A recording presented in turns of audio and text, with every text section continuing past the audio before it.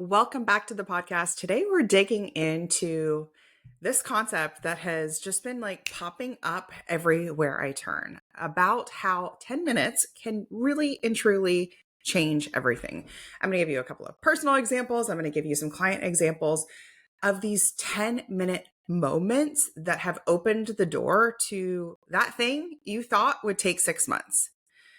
So I am recording live from my home. I am back home from taking a month in Greece to do a lot of exploring and sightseeing, a little bit of work, a little bit of play, a lot of bit of play, and it's really exciting to be back. There's so much I want to share from that trip, but I feel like I'm still in the stages of I don't know, distilling it all, kind of just thinking about it all. So more to come on that, other than this is something that I have been dreaming about doing for many, many years. Probably told myself 5 years ago, it's not possible. I can't do it. And then somewhere around maybe 2 years ago, I was like, no, it's possible. I'm doing it. And then really inching towards how do we do this? How do we do this as a family? What is taking a month in June look like? And we did a lot of exploring, the sites you see. Of course, we did the Parthenon and all of that. And we got to see my grandfather's village, which now has a population of 52 people. It was the second time I've been there, but it was really special to show my husband and my kids and, drive the Peloponnese coast and do some islands too. And I'm rested and mostly not jet lagged anymore and ready to dig in. So yesterday I had coaching calls with over 15 different organizations across my programs. And this 10-minute framework came up again and again because we tell ourselves, I don't have time. I don't have time. But the truth is, it's not really a time issue. It's a rumination issue. Rumination is the dread, the delay, spinning of wheels, the overthinking in our heads, it's gonna, right? That's the rumination. That's what eats time. So today I want to share with you and show you what can happen when you actually trade rumination for action. So let's kind of name this deeper fear or mindset that's driving this very systemic problem that I see, this very human problem that I see across nonprofit leaders, fundraisers, marketers, entrepreneurs. Why do so many nonprofit leaders stay stuck here? You might be putting off something that feels like it's going to take forever. Imagine you'll need a whole day, a whole plan, the perfect script, the perfect strategy, the perfect energy, right? I need to be well rested to do this. I need to, be in my best whatever to do this, to do it right, air quotes, right? Right? You imagine that it has to have this like perfect circumstance, right? But what's really underneath that is just fear. It's just fear. Fear of rejection, fear of getting it wrong, fear of fumbling, fear of making a mistake, fear of feeling embarrassed. Or sometimes there's even fear that it might actually work. And now you're on the hook to deliver. You're on the hook for more growth. You're on the hook for more visibility, more risk, right? There are some people that actually struggle with that feeling. It's not the fear of the rejection. It's the fear of what if it's a yes? Now I got to perform, right? And those are real fears. Those are real human things we all deal with. I know I've been on both sides of it, right? So here's what it looks like kind of day to day. Okay. It might look like you have donor calls on your list to-do list for 3 weeks. It just keeps staying there week after week after week, right? It might look like reaching out to a prospect, but I need to kind of tinker with the deck first, right? I need to finish that first. Let me move this here. Let me get another set of eyes on it. You may open your email platform and then close the tab. Right? You keep saying, once we hire somebody, once this campaign is done, once this insert, right? Then I'll be able to. And then suddenly 6 months go by and nothing has changed.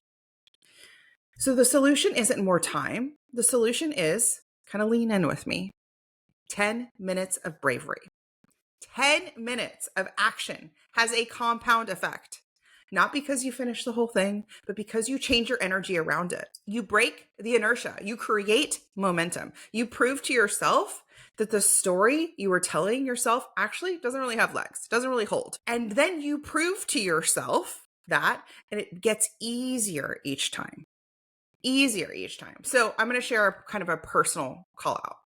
this morning before I hit record, I knew I needed to do some movement. I knew I needed to do a little workout, but it's like 95 degrees here. It is so hot here. So I knew I didn't want to go outside and blah, blah, blah. And I'm tired and I'm still a little jet lagged, blah, blah. So here's what I did. Went to YouTube. I found a free, quick 10-minute video. Now, here's what you might be thinking. 10 minutes. What's the point of 10-minute workout? 10 minutes is nothing, right? Do you hear that kind of laundry list? It doesn't even matter. It's just 10 minutes. But I didn't. There's a little smiling face and it was like, oh, it said 10-minute workout. No equipment required. What is she doing? This YouTuber is like getting rid of any friction, any obstacle. She's like, come on, Christina, 10 minutes. And I just decided not to overthink it. And I just said, let's go. Grab my sneakers, put them on, press play. And here's what's so interesting. By minute 5, I was sweating. So you can't tell me 10 minutes is nothing. 10 minutes doesn't count because your girl was sweating. I was moving. 10 minutes didn't change everything forever, but it changed my state. It changed how I was feeling. And I actually felt accomplished at the end. I felt hyped at the end. I felt like I did the thing, right? I felt like I can do this again. I can do this tomorrow. So now I have something in my toolkit to deploy on a day where I'm like, it's hot, it's rainy, I don't want to go outside. Like whatever my excuse bank is. And my favorite one, your favorite one, I don't have time. You got 10 minutes. If you have 10 minutes to scroll on TikTok, which listen, I know we all do, you have 10 minutes to move. And then it will move you. That change will move. I want to share with you 2 stories that happened this week. So one of my clients came to a call and she said, Christina, I knew we had our call scheduled today. And before our session, I told myself, I'm just going to make those donor calls. Now, it had been several weeks since she was last on a call with me. So she had several weeks to make her donor calls. But the urgency of like, I'm going to see Christina's face today. There's some accountability there. Let me just do this. And these were not fundraising calls. These were no ask calls. Okay. So these were donor thank you calls, donor follow-ups. Now she had a laundry list of why she didn't have time to do those calls, or she didn't know the right things to say, or she's a newer executive director. She's not good at this, right? We have like that entire list of reasons why she shouldn't, right? But where she was able to override that list is, I'm going to meet with Christina today. I want to share that I did this, accountability, and I'm going to give myself 10 minutes. And what happened in those 10 minutes blew her mind. She ended up making 3 to 4 calls, I believe. She said she got 1 voicemail. She was able to have 5-minute conversations with several of the different donors. One of the donors, it was such a deep, rich, connecting conversation. They both got choked up on the phone. They both got choked up on the phone on a random Tuesday, right? Think about that. Think about that. That depth, that connection. It didn't require a script. It just required a decision to move, to take action. Now she's done a couple of different things. And this is why I was so excited for her. First of all, her donor she had that resonant call with said, thank you. No one's ever called to tell me thank you. Wow. Okay. Now she's forefront in their mind, right?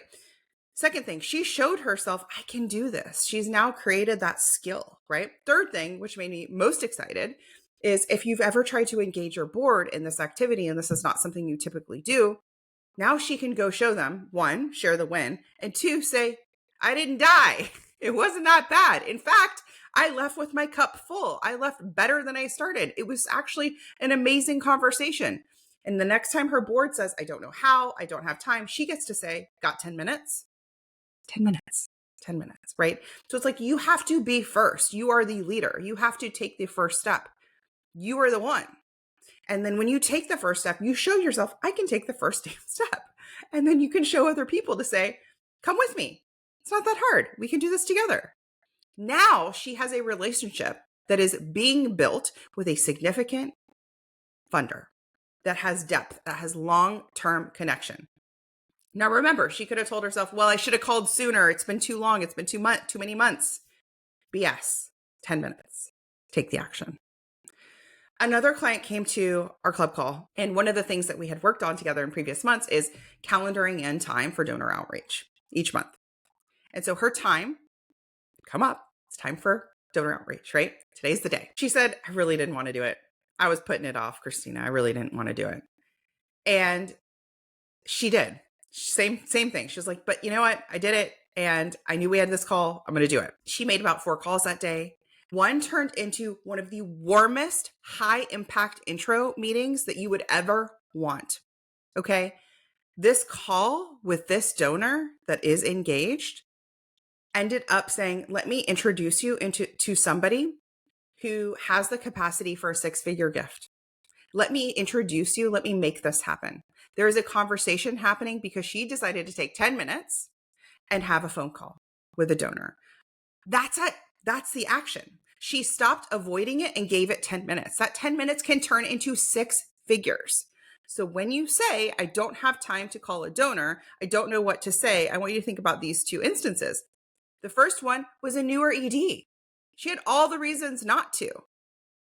And look how connective it was. Look how it's helped pave the way for her nonprofit's future. The second one was a more seasoned executive director. Well, listen, she's got 1,000 things on her plate. She has a million reasons why she doesn't have time to make these calls.